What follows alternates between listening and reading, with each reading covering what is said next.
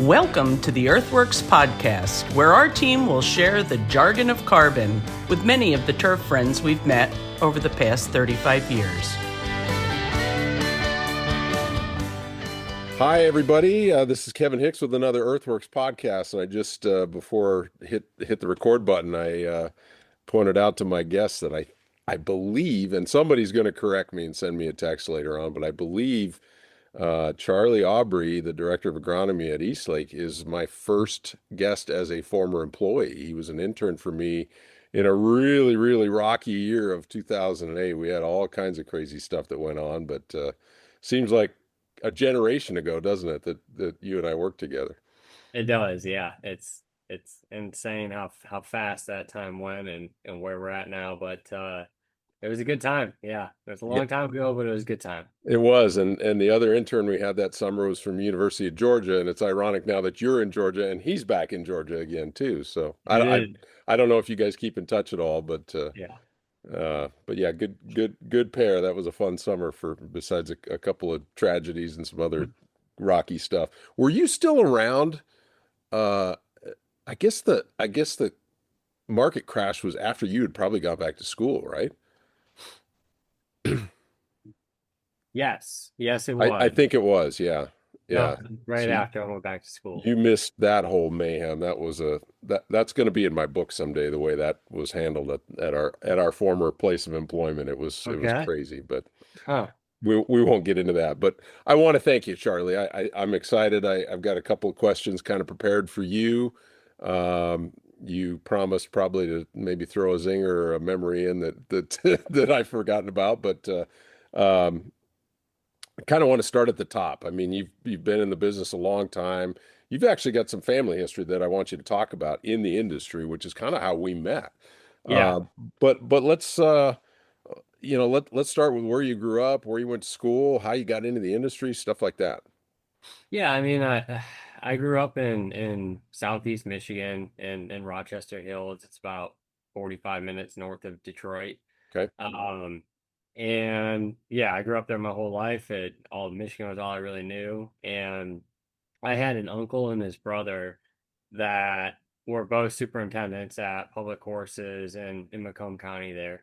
And they decided they wanted to build their own golf course and start their own golf course. And they purchased one of their uncle's potato farms and contracted out an individual that had availability of a lot of large equipment and had an architect, and they built their own golf course, own public golf course right there in Macomb County, and it's still there today. It's called Cracklewood, and my uncle gave me my first job when I was like 12 years old and showed up for the first day and didn't really know what I was gonna do. Just said, "Do you want to work outside? What do you want to do?" I'm like, "Yeah, I mowed Huh. the yard in my house," and I'm like, "That sounds great." And so he just let me come and pick up sticks and fill divots and learn how to rake bunkers. And then I had another uncle who also had hit one of his first jobs working for him too, and he had went to school at Michigan State, and I saw he had been pretty successful in his career, and I really enjoyed doing it and being outside and working with my hands, and um, saw that he was doing well and he really enjoyed it, and so it was like, yeah, this I think this is what I kind of want to do the rest of my life. And uh, I was just really lucky that I found what I wanted to do young, and Right. it actually worked out because it just doesn't for so many people. Sure. Sure. Um, but yeah, that's kind of how I got into it, and it's kind of the only thing I really know. So I didn't know about your two uncles and they're still owner operators of the golf course. yeah, well, my uncle who was the owner, he passed away unfortunately a couple Okay. years ago. But his brother still owns it, and my cousin and the family help operate Huh. the club still as well. Yep. And Wally's the other uncle who I Well, know, there's the other right? uncle, yeah. And he's Mhm. still at Ventana Canyon in Yeah, yep, Tucson. absolutely. Excuse me. That's pretty interesting. I mean, I think everybody's got a little bit different route that they get into the industry, but it was almost like preordained for you to end up here. So it's pretty cool. I'm sure they're all proud of how successful you've become. Yeah, yeah. Lot of luck. So did you ever work in Tucson for Wally? Yeah, I did. I thought So, so. um, yeah, when I was like, yeah, I think this is what I'm gonna do, and I got into Michigan State and I got into their agriculture school and started the program there. Wally was like, hey, why don't you think about coming and working for me for a summer, and I Hmm. can, we might learn some new things and show you some different stuff and get a little exposure to another side of the industry. Outside of like the public mom and pop place that I was Sure. at, which was Yep. awesome. Um, I was like, yeah, I think that might be a good idea. So I went out there and I was out there for 10 weeks my first summer, and he was just, you're going to learn how to operate as much as we can teach you how to operate and like teach you the basics on everything, which to this day I still use as like a staple with guys that come in here that don't have a lot of experience. It's Right. like, this is my internship or this is my first job as an AIT out of school. It's like, well, what have you done? It's like, well, I've walk mowed and I've done tees and I break bunkers. And it's like, all right, you got to know how to use a bobcat. You got to know how to use backhoe. You need to understand how to operate a tractor properly. Like, let's focus on like you can't expect somebody to go out and teach people how to do these things without being able to do them yourself That's and right. also teach them how to do it correct and safely. So that was my first summer. And then after that, it was '07 and he was doing a greens renovation and he invited me back out there. So I went back out and did another a greens renovation with him. And then '08, I was in Coeur d'Alene. And then when I graduated, he was like, is this something you might be interested in coming out here? And I'm like, yeah, absolutely. And was really fortunate at that time to kind of have that happen because of the economic environment that was going Right. on in 2009. And so I went and I worked for him as an assistant for 3 years out in Arizona and was doing long distance with my now wife. And that's kind of getting engaged was kind of what ended up bringing us to Atlanta. So Okay. So she was already living in Atlanta. she was, and she was in She Milwaukee.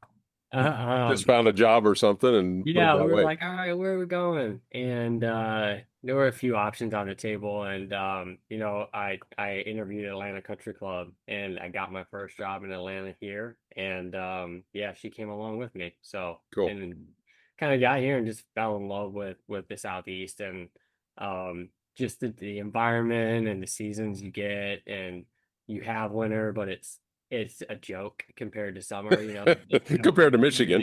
right? Yeah, Yeah, yeah, yeah, yeah. it's not winter, so like this is awesome. So Yeah. So yeah. you're there to stay, is what you're saying. Yeah, we really, really like it here. That's Yes. cool. That's cool. And your kids are how old? You shocked me when we talked a couple of weeks ago that you've got four now, and I know. apparently we don't talk very often, or you guys are super, super busy. But Yeah, having kids, right? yeah, Yeah, I have four kids. I have three girls and one boy. I have a 6-year-old girl, a 4-year-old boy, a 2-year-old girl, and a 5-month-old girl. man, you are in the thick of it. It You, feels like it. It does. but you're not even there yet, which is Yeah, which that is really scares fun. me. That's cool. So, man, so you left it. Did you say Atlanta Athletic or Atlanta Country Club? Atlanta Country Club, Atlanta yeah. Country Club. Okay, Yeah. so you left there and then went to work for Ralph Keppel, Yeah, right? in Okay, 2015, 15. All right. yeah, an assistant job came open here at Eastlake, Okay. and that would be a good opportunity to come and kind of see what it's like being a part of a tour stop. And just came here, and the rest kind of became history, I Right. guess. And Right. 10 years later, so So then you got the nod for the director job after Ralph left a year ago-ish, oh, it was about 2 years two ago. Yeah, years ago. yep. Okay. How's your 2000. role changed? Oh And man. and what's been difficult and what's been easier? Uh The role, I mean, the director role is so different than the superintendent role was when I was here. I mean, I definitely, and it's not a bad thing by any standpoint, but I definitely say like, it definitely feels like you're more of like a general manager of Sure. the agronomy department. Yep. Um, and you're managing capital projects and the overall operation, and you're more of a project manager than you are a superintendent most of the Absolutely. time.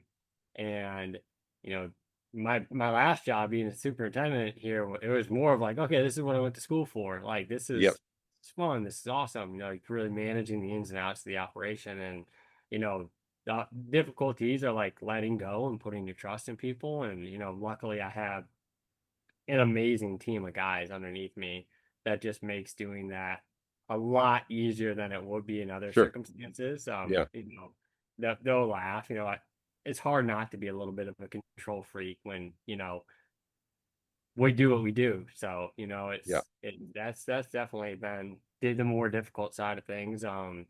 But the challenge of managing the projects has been fun too, and it's just totally different side of things. It's not, I guess, being a director isn't exactly what you think it's going to be. I think when you're younger, you're like, oh yeah, I want to be that guy at the top of that title or whatever, and it's like it's a little bit different than you kind of think it might be once you get there. So Yeah, the superintendents I know that have made the jump to general managers of their clubs or a club say the same thing. It's like separated from what you're really passionate about, but they all seem to think that that's kind of where they're meant to be. And I've said for a long time that there's nobody more better suited to wear all those hats than the golf course superintendent because they're so diverse in their understanding and their knowledge and yeah, yeah, I would think though that the control of the day to day, having to give some of that up would be the biggest challenge, like you said, for sure. yeah. So, okay, so you talked a lot about project management already, and that's kind of what I wanted to get into because I know your last couple of years have been have been a little more than active. I'm not even sure how you had time to have that last kid, but there must have been a weekend or two you had off. But talk about the renovation because I think I mentioned I had a chance when I played golf in college. I had a chance to make a trip down your way, and it was a quite a quite a storied trip. We traveled with the baseball team and on a Greyhound bus, and it was a whirlwind deal. But we got to play East Lake, and I still don't recognize a single hole on the golf course when I watch it on TV. But that's almost 40 years ago. So it's obviously gone through a lot of changes since then. But what was the scope of the project? I mean, it was a very big scope. And more importantly, I think and I'm kind of bouncing around on my notes here a little bit, but because you're the permanent spot for the Tour Championship, I want to kind of get into what was the influence or the input from the tour? What was the goal of the renovation? And so start with what all was touched because I think it was everything, right? It was everything. You know, it was everything. Yeah, it started with the pump station in June of 2023, Okay, and you know, led right into Tour Championship, and immediately afterwards, uh, you know, you're looking at August 30th, we began turf eradication. right. Um, and then on September 6th, we had bulldozers in the ground. Um, and Of it of it 23. yeah, yeah. Okay, Yep. So, um, yeah, it was a complete full scale renovation, all new storm drainage, all new golf holes, new bunkers, new greens, new irrigation, new drainage, new subsurface drainage. and Andrew Reshaping Green, Andrew Green. he Yep, was the Andrew Green. architect. Okay, that's Yep. that's what I thought I remember. Um, you know, just it was literally everything. I think I can go out there and pick out probably, you know, we might have 25,000 square feet of grass that didn't get touched No kidding. out of the entire property. Yeah. Which encompasses how many acres total? I mean, we're managing 112 acres of turf grass, Okay, 25 acres of lakes, and the property's a big rectangle, and road to road, side to side, we're 186 acres. Okay. So And I may be wrong on this, but you're managed by a trust, is that right, or something? To, no, so we're owned by the foundation, by the East Lake Foundation, which okay. is also managed by the Cousins Family Foundation. So what is that foundation's objective? What's the goal of the foundation? Basically, the foundation, the East Lake Foundation, is set up to provide funds back to the community to help rehabilitate it. So, The community immediately around the golf the course. East Lake community around the Okay. golf course, Okay. correct? Yep. So what is that? What? How is that accomplished? Is that through some sort of an endowment, or is that through the revenues from the events, So, or I yes?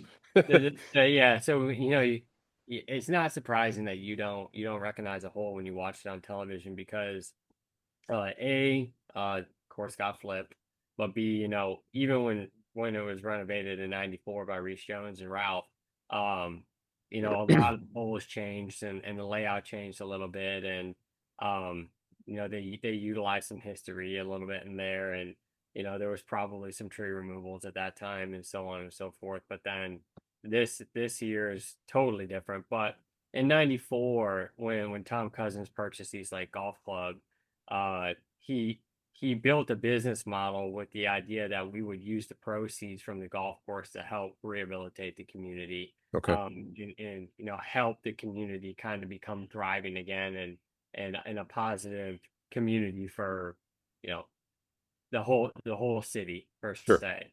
And it's unbelievable what they've been able to do, and just what I've been able to see in my 10 years here, it's crazy. And to when you watch videos on it, the Golf Channel has done a few features on it, just where they Yeah. were back in '93 to where they are today. It's unbelievable, and now they have a whole sacked off of the foundation with purpose-built communities where they have modeling that other cities throughout the United States are using to kind of help revitalize certain areas that need some help.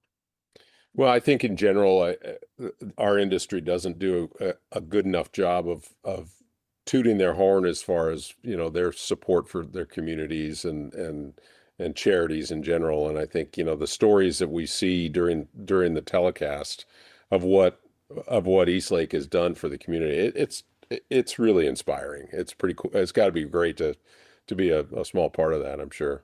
Yeah, I mean, sometimes you get a little bit caught up in the day-to-day, agronomics and operation of what we do, and then from time to time you're kind of able to step back and like, talk to your team and look around the community a little bit and see like, what we do here is making a difference. Right. So And they it's understand that. they do, yeah, That's and great. it's a great motivator. And it kind of gives the guys to come in and work a little bit more for, you know what I Yeah. mean? So, Yeah. How many on your staff? we're around like 38, 39 right now. Okay. And then how Yeah. many volunteers do you bring in for the event? Between 70 and 80. Okay. Okay. I've mentioned I've got to come down and volunteer for you one of these Yeah, years. Maybe when anybody. I slow down my travel schedule, I'll come out and see what it's all about. So okay, so let's get back to the renovation. So were you in your current role at that point, or was there a transition in there? I was You in were. my current role when we Okay. started renovation. Yeah. So you get started in September of 23. Mhm. Um, what's first? Huh. Well, eradication was first, and it was very difficult because we were trying to make sure that we were fully killing warm season grasses. No easy task. Yeah. And we had 419 Bermuda grass rough and Myers oyster grass and Heinz 57 ATs out there just trying different things throughout the years. And um you know yeah, so it was like, all right, we go out and we spray, Roundup Fusilade, and um then we're like, all right, well, we don't have 60-30 days to not be working, especially in September and October Sure. when those are our driest months of the year. Yeah. We're like, all right, what are we gonna what are we going to do? So we looked at implementing the use of basamid for turfgrass eradication Okay. on the first holes that we were going to be starting and we're demolishing within the first 30 days or so, when we weren't really going to be able to get another spray on those. So um, we drop spread a lot of basamid in order to do that. And we're pretty successful, in my opinion, for the most part. And then, we came back and we did 14 days of ammonium sulfate on the backside, and then 14 days later came back and sprayed Roundup Fusilade again on those areas. But once we kind of got the eradication out of the way, it was basically, just a deconstruction method of the Sure. golf best that you could.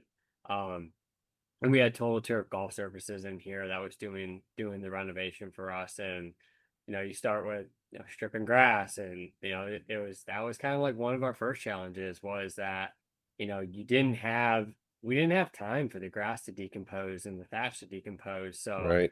our first thought, and what was in our scope, was to go out there and do a double till and kind of stockpile that topsoil we were going to have, and then reuse it brick for Mm-hmm. planting. But there's too much of a mat layer to do that, Right. and in a lot of the 419 and in the mire, they've been there for 30 years. So Yeah.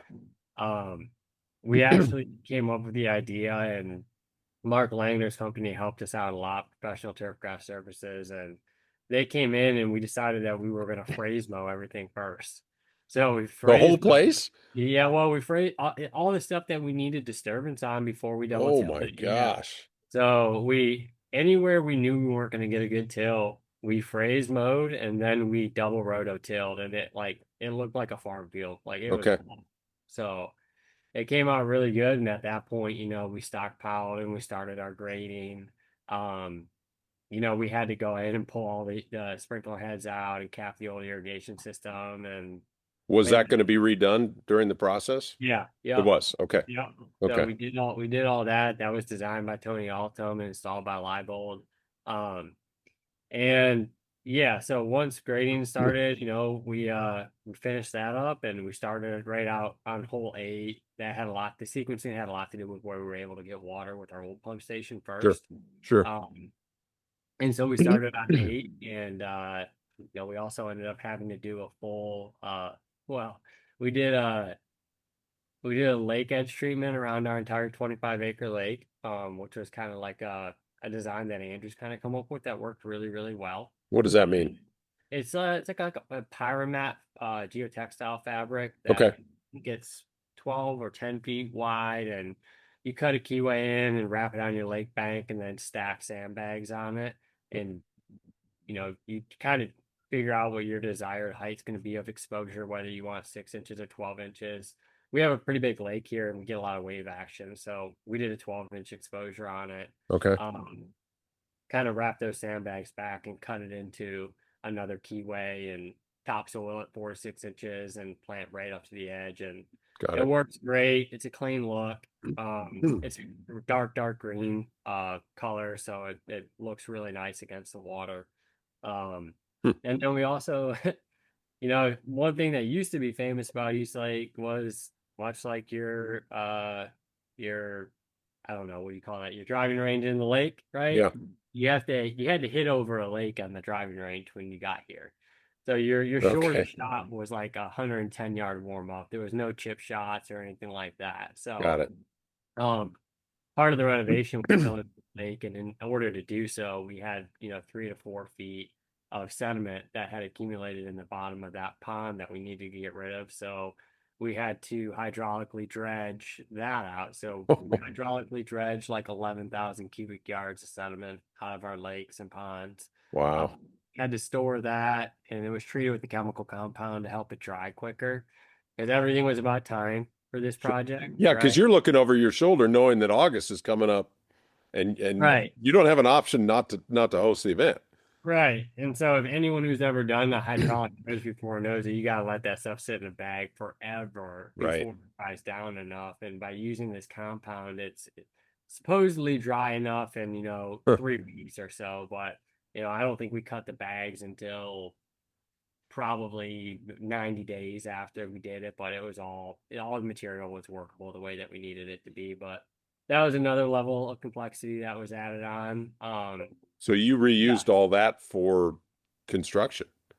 It wasn't very good material, I so wouldn't think so. Yeah. we dug cells and we lost it and Okay.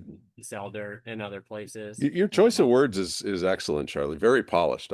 We dug cells and lost it. I like that. That's a Yeah, code for something we don't want to talk about. yeah. But yeah, it was good and it was busy. So yeah, we kind of started on 8 and then just sequenced through. We did 8 and then we jumped over to 1 and then kind of in order 1, 2, 3 and just kind of watched the golf course come alive as we were building it. It was really, really, really interesting and you know, you're always very proud of what you do and day in and day out and being here 10 years and it was just you kind of got to that. We got to about the fourth hole, and I looked at Andrew, and I was just like, I I can't believe what you're doing to this piece of property. Like it's unbelievable. Like you didn't know what could have been type thing. So it was pretty cool to be a part of that. The ability of golf course architects to visualize stuff that you and I just can't even see. A bare piece of ground is one thing, but an existing golf course to be able to blot all of that out and see what it can be, it's amazing to me. And he's one of the best. I watched him work through Interlochen in Minneapolis, and he was kind enough to show up for an open house that Brian had arranged, and talked about the process. It's amazing what those guys can do. Yeah, Incredible. it is. Yeah, I know it. There's a lot of history that he used. He was able to find a lot of aerial photographs of the property that no one had ever seen before, and that kind of became the story of the renovation was this photograph from 1949 that was essentially showing the piece of property that Bobby Jones had played golf on here, and that what the Ross course was at that time, and he used those key features that he could take from that photo, and then he found other photographs that were someone must have taken them with a Polaroid or something of somebody playing the golf course um, back in the early 60s. So that would have been a lot like the golf course that you had played at that Sure. time. And was able to pick out feature like little features on these photographs. And it was like that was like this and this was like that. And that bunker was like there, and you can see this shadow there, and it kind of shows where Hmm. the line was. And the way he was able to like take those photographs and like piece them together in his mind and then put it out there and cut it into the earth it was so impressive. So the idea was as much as could be possible was a restoration, not just a renovation. Yeah, they ended up calling it a transformation. Yeah, yeah, The word they used, I remember that. because it we weren't really restoring it to that golf course. We were using key features as like, Sure. an index card or a North Star Yep. as like what we were trying to achieve because we had so many things we were trying to balance between trying to create, Andrew's trying to create a golf course that was going to be interesting and fun for our membership. Um, and at the same time, be able to be a challenge for the top 30 players in the world every single year. Right.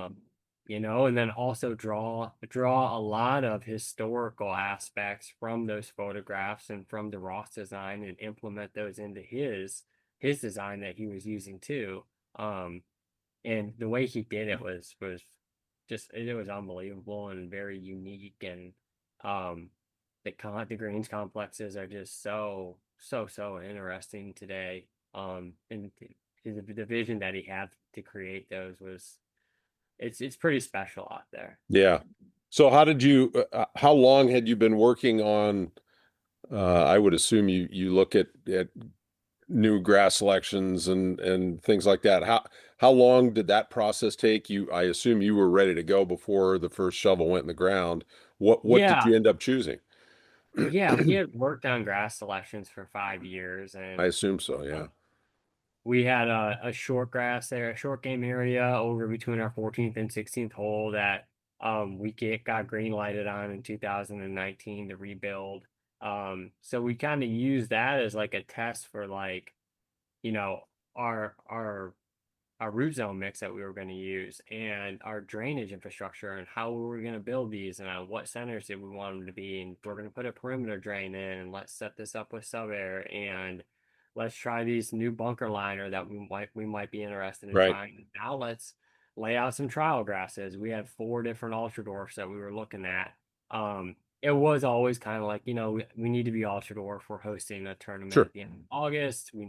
It's the grass that you need to have on the Yeah, greens here. for sure. Um, and then also looking at, we looked at a bunch of different collar grasses. We looked at some different rough grasses. We looked at different approach grasses. I don't know how many. I'm just gonna throw it out there. All in all, in that area, we probably had close to 15 different variety trials. Right. And then we ended up making our final selections, and we chose tip eagle for our greens. Okay.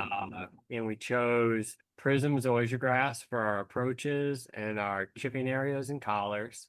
We chose Zorro zoysia grass for our fairways and intermediate roughs. And we chose 419 for our rough.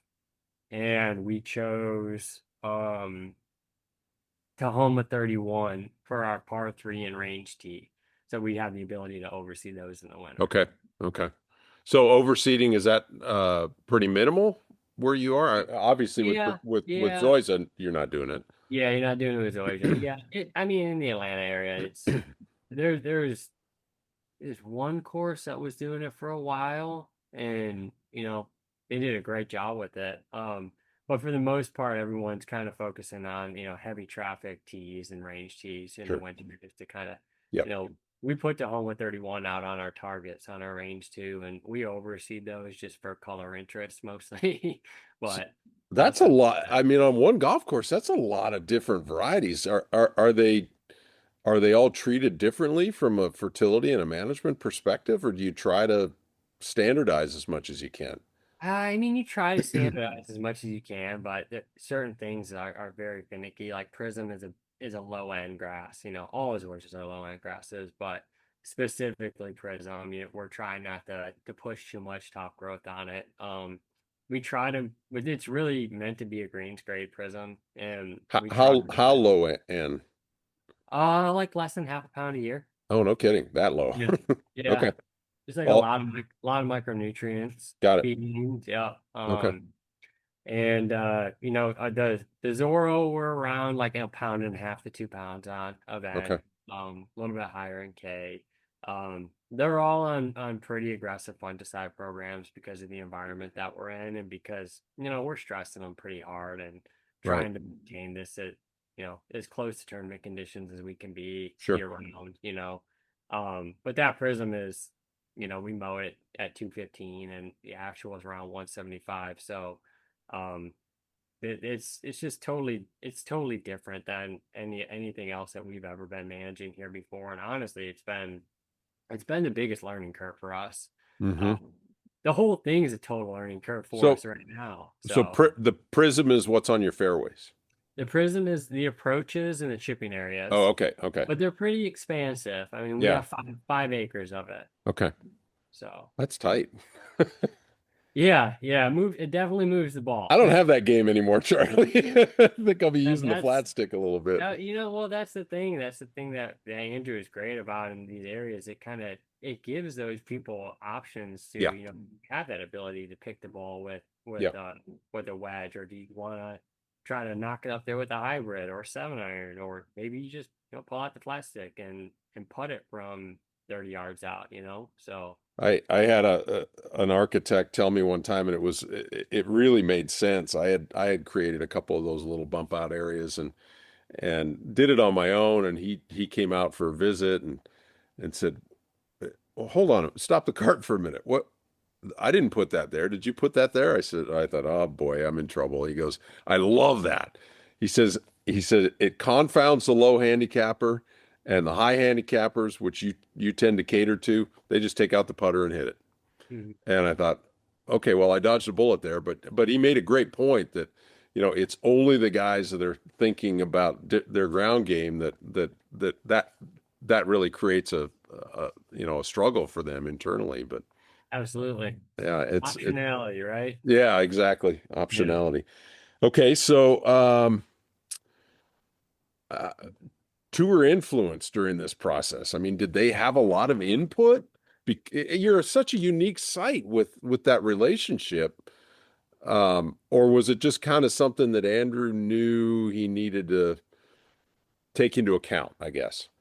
No, I mean, we worked well with the tour, and Andrew, honestly, I don't know if the tours entities with Steve Wensloff and having the opportunity to work with Bland Cooper, our competitions agronomist, and then myself um and Andrew, I don't know if it could have went any better. Honestly, it was everyone was working together, and there was a lot of constructive conversations that happen with things and listening to people. And, they, I got the tour did a phenomenal job of kind of allowing Andrew to be creative and also saying, like, we really like what you did here, and that's great here. And there were very, very few adjustments that were requested. And if they were modest, and they always fit the design. And Sure. Andrew was able to make everything work to make everybody happy. So, Okay. um, they were always in it the whole way, but they really let Andrew kind of express his creativity and give the club what they were looking for, while also making sure that we were gonna have a course that would, provide the challenge that they wanted for Right. their members. So, from an infrastructure perspective, I mean, we all know stories about how there's a whole nother system of infrastructure under the ground at Augusta. Hmm. I did an internship in Colorado, Castle Pines, and there was a lot of utilities and things like that that were in the ground during construction, knowing that they were going to host an event. And so it was pretty much a plug and play. Did you do a lot of that as well? Yeah, we did a lot of infrastructure for the golf course that needed to be upgraded, and we gave ourselves a lot of options for the future when it came to the infrastructure that we put in the ground. And Okay.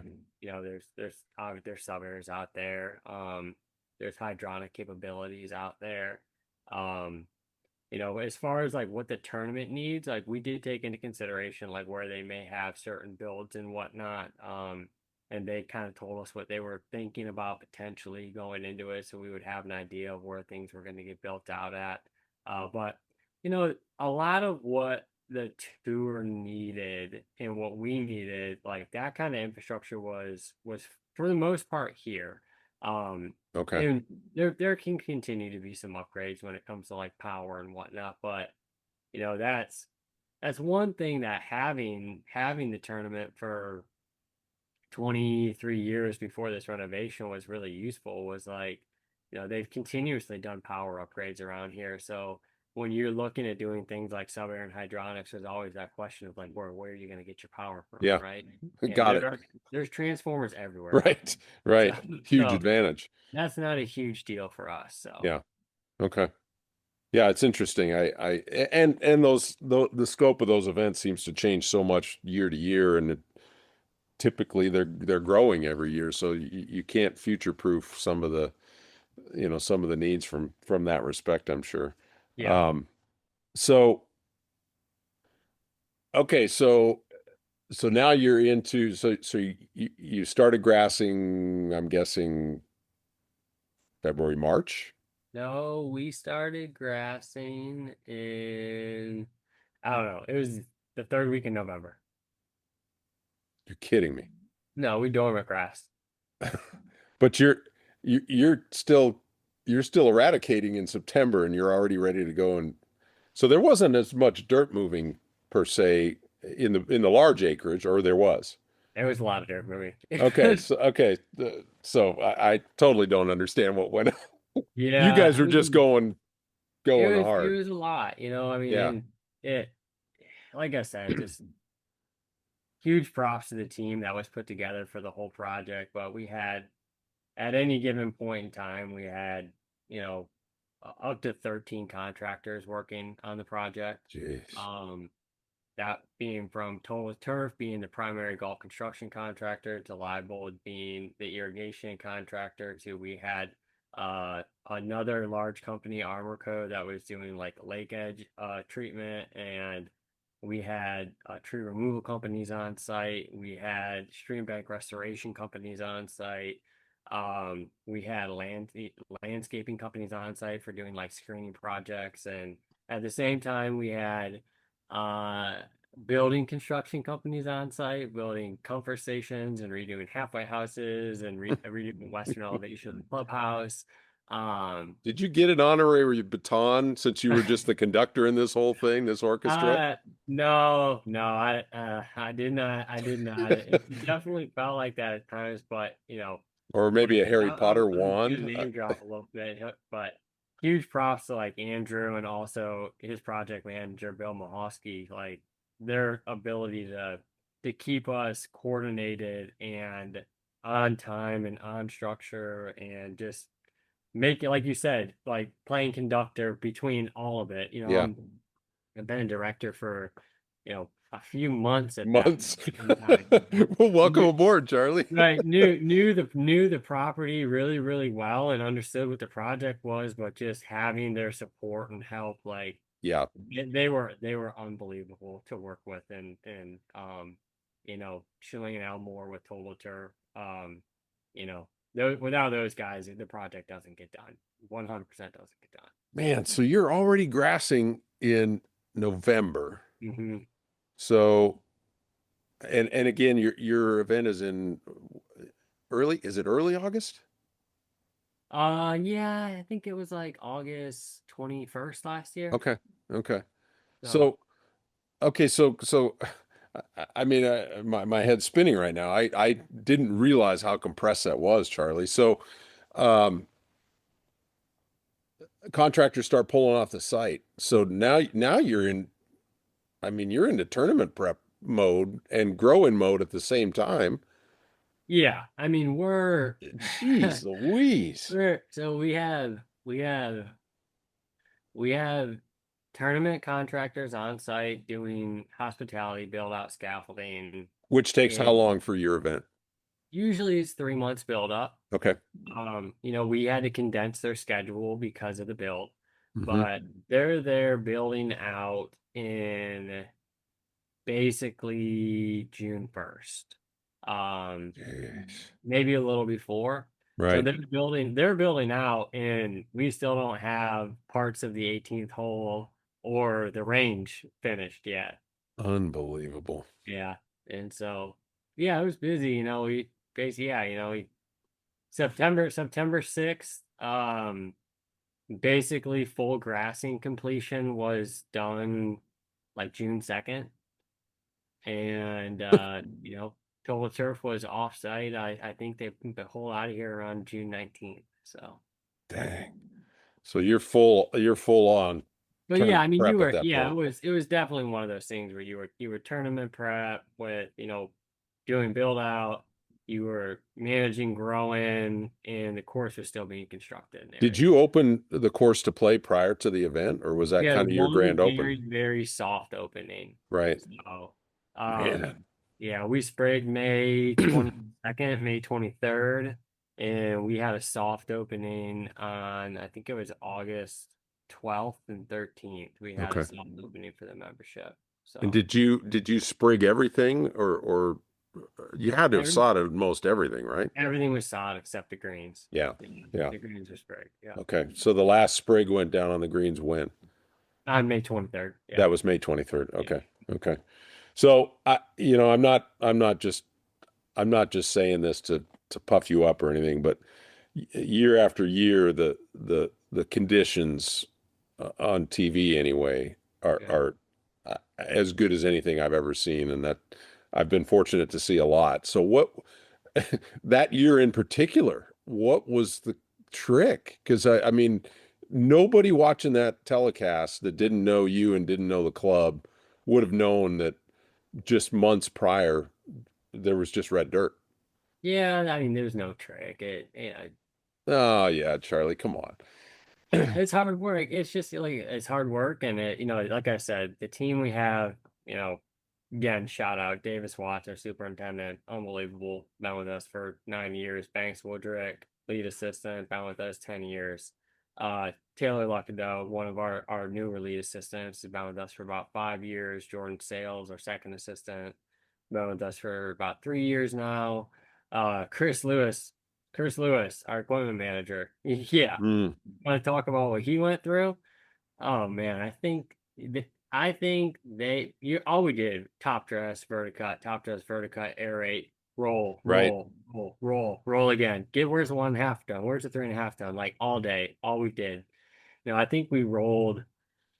I think we rolled like the rough, like 75 acres of rough. We rolled it with 1.5 ton and 3.5 ton rollers like 4 times or something like that. Jeez. Um, the approaches, again, the prism, getting the prism to seam in was one of the hardest parts of the project. We probably verticut the approaches probably at least 10 times. Uh, Probably rolled them 8, 9 times.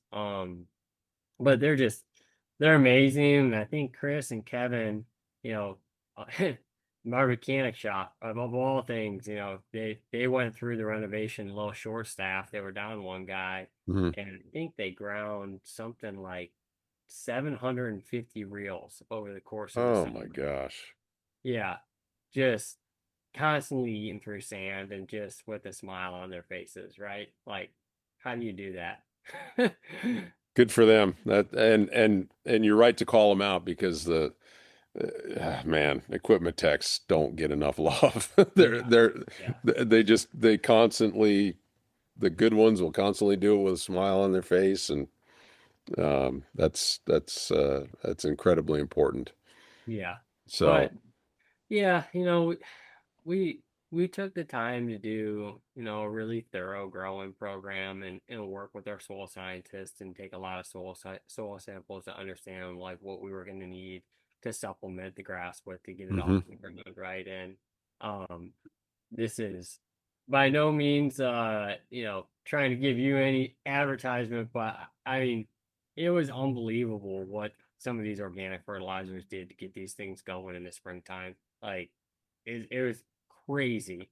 Um, I don't know if I've ever seen a golf course as green in April as this one was when we opened up, or not when we opened up, but when we came into the spring and started getting growing temperatures. right, And a lot of props to David York in terms of turf and helping us kind of get things right and where we wanted them to be for that. And them building a growing program and just sticking with them. Then obviously always just adjusting as need be. yeah, What we were seeing out there, and Bland Cooper, our competitions agronomist, he was with us along the way the whole time, and um, gave us a lot of helpful feedback. And Ralph Keppel was always there to pick up the phone and give me a hand when I needed a hand with right. something especially when it came to the property during construction, like Ralph, what's going on over here? Well, What he's been happened here there? 32 years. He knew everything. Right, right. He could walk it with his eyes closed, you know. Yeah, So,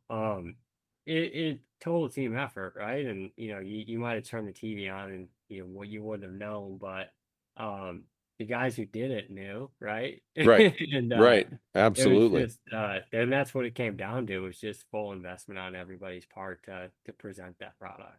Well, job well done. Congrats to the whole team. That was pretty impressive. I mean, I knew the timeline was pretty tight, but I guess I didn't realize how tight it was. But Yeah, if you're set in August for an event, you got 11 months from the yeah. time they leave the property. Okay, so I always want to ask this of guys like yourself that have gone through a project of this scope. Really simple. Two questions.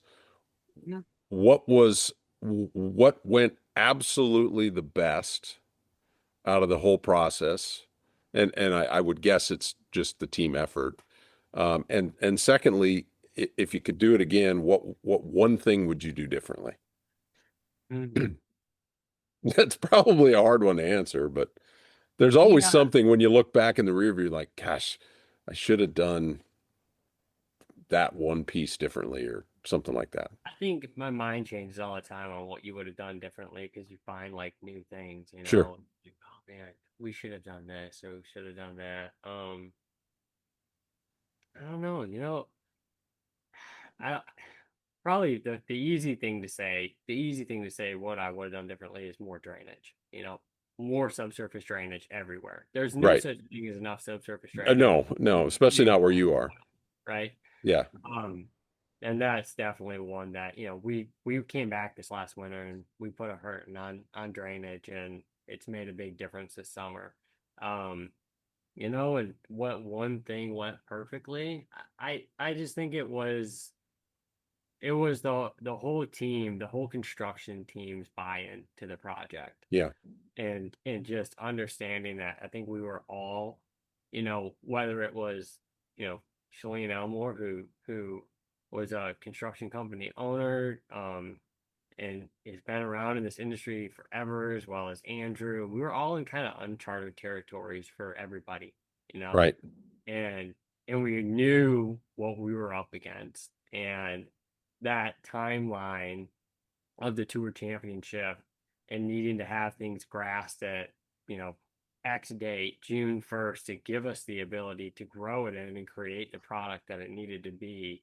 That was always in the back of everybody's mind. Right. Like That everything was that timed, date is there from, you know, yeah. just, that's whenever anybody kind of asks, like, it's not just the renovation, it's tournament in general. Like, what's different about being in a tournament course than a normal course? And it's like, well, you don't get to have bad years, right? And Yeah.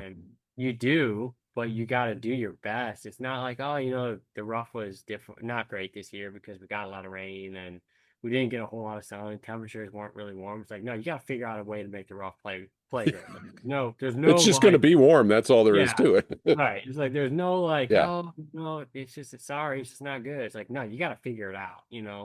And there is only so much figuring out you can do, right? Yeah. But at the same time, like that's one of the hardest things is just, you know, you got to be ready the day that those cameras turn on. So, Right. and that's kind of what went well is everyone just had total project buy-in and it went perfect, I should say. And everyone was always we really were always working towards the same goal. We didn't maybe always agree on how to get there, Sure. and there were conversations and about that, but we got there. We always got there. So Was there ever a discussion before or during, probably not so much during, but before, like, do we need to consider taking a year off of this event at this particular venue? Was there ever that discussion? yeah, there was. I mean, Yeah, that in itself is a monumental task to, hey, this thing we've done for 20 plus years, let's move it down the road or, to a different yeah, venue. yeah. There was. There absolutely was. And I think they kind of looked at what the project was and what the team was that was in place and what the capabilities were, and kind of looked around the room and said, is this possible? And like, yeah, they're like, yeah, we can do it, and it wasn't easy, but we did it. So, Yeah. Okay. Okay. but the conversation was there, and then it wasn't, and then it wasn't an option. As the old saying goes, sorry, Charlie, now you own Yeah, it, baby. Let's get going. yeah. That's Hmm. that's pretty good. Um, this has been all you've unveiled a lot about the process, and I can't imagine what you guys all went through. I'm sure there were some days you and your team internally were probably going, "What in the heck have we done to ourselves here?" So, Yeah, a little bit, but there was also a lot of good days too. So yeah, I'm sure you do it a lot, but certainly give them a pat on their back for a job well done. Before you know it, August is going to roll around again. Shoot, that's only a couple months away. it is. Okay, so I try to wrap up with a little bit of fun. You don't know any of these questions, Okay. but I call it my lightning round, and it's just kind of a little way to get to know you a little bit better. All right. Um, so the first one is, what do you and your family do for fun? Survive. Yeah, Um, don't you remember, Kevin? It's 6, 4, 2, and 6 months yeah. old, right? No, I mean, for fun, I think we hang out together, and right now my 4-year-old son and my 6-year-old daughter are both really into baseball and softball. Okay. So we're kind of becoming a little bit of ballpark rats. But it's fun, like watching them and getting that opportunity to see them. And then outside of that, it's just about, just kind of trying to be a normal family and just hang out with friends Yeah. and just enjoy each other's company. I guess you could say it's kind of goofy, but You probably haven't traveled a lot in the last few years, but what's the favorite place you've ever visited? oh, my favorite place I have ever visited before kids. Me and my wife did a safari in South Africa. Oh, And cool. so, yeah, South Africa, Kruger National Park, Cape Town, like that was definitely our favorite trip. So, I don't know if you play much golf. You probably don't, do you? no, I No. mean, no, 8 or 10 Which is hours. unfortunate. Okay, so we'll cross Yeah. the first one off. What's your bucket list destination? I was going to say golf course or destination, but um, what's your bucket list destination? Where do you really want to visit? In the world, like Yeah, travel, anywhere you want to go. uh, where do I really want to go? I, I, I, I really don't. I don't know. And I hadn't thought about it. All right, we'll come back to that one. Yeah. Um, if you weren't in the golf industry, which is hard to say since you started when you were basically in diapers, if you weren't in the golf industry, what would you be doing? I've had Mm, some interesting answers to this over the last couple of years. probably something with biology. Okay. Okay. Yeah, Yeah. Um, you a sports nut? a little bit. College No, or but pro? both. Both. What sport in particular? I mean, I watch everything, football, golf, you name it. Okay. So, So you don't have a team necessarily, but you're I like Spartans, obviously. I'm a yeah. Sparty. Yeah, So, obviously it's been fun to watch the Lions not be terrible this last couple of years growing that's up in true. Michigan. So that's been a fun ride. Definitely Lions fan. And now even the Tigers are playing great this summer. So That is true. I'm not much of a football fan, but I think I would run through a wall for that Lions coach. That guy yeah, is, man, what a yeah, motivator. It's amazing. absolutely. Yeah. Well, Charlie, I told you I'd get you in and out in an hour, and we're right there. But this has been dynamite. It's been a long time coming too. We've talked a little Yeah, bit about this in the past, but I thank you for your time, and hopefully those three or four people that are listening outside of you and your wife will appreciate the insight into that turnaround. Man, I people outside the industry, people inside the industry probably don't have a clue, but people outside the industry have no idea yeah, what it took to pull that off. And yeah, I didn't even get into your day-to-day maintenance regime because you know what we see on TV for that 4 days, we all know it takes an entire year to lead up to that. So absolutely. I guess I'll have to have you on again just to kind of discuss some of that stuff. But Yeah, um, anytime. not to sound condescending or anything, but I'm really proud of what you've been able to accomplish and proud to have had a little role in that along the way. And you know, No, you had a big role. I mean, you were a one lot, of those a lot of guys guys. that that had a plan set out, and you know sometimes that plan doesn't really come to fruition, but in your case it's worked out great, and you know I'm proud to call you a friend and somebody who came through my program, and you know, good job. and Thank you. and it Appreciate sounds that. like you've kept things into perspective with family and things like that, and Yeah. with all that's going on in your life, that's not easy to do. So No, make sure no. you keep that in mind. So, Amen. I appreciate that. all Thank right. you. Well, Charlie Aubry, thank you so much for being on, and this has been a real pleasure and an honor to have you on. So, appreciate the time, and hopefully everybody enjoys this, and we'll see you next time. Thanks, Kevin. All Take right. care, all right? Yep. Thanks, Charlie.